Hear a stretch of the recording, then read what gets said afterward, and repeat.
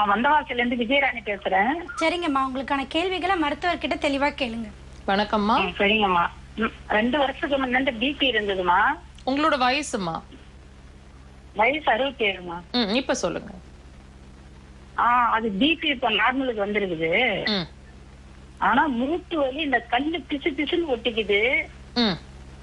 நீங்க சொல்ற மாதிரி இந்த 11 மணி டு 3 மணி தூக்கன்றதுக்குள்ள 3 முறை இன்டர்வல் வருது. அதுதான் என்னன்னு கேட்கலான்னு. அது உங்களோட பிரஷர் எப்படி நார்மல் ஆயிருக்குமா? இன்டர்வல் வருதுமா. உங்களோட பிரஷர் எப்படி நார்மல் பண்ணிட்டு இருக்கீங்க?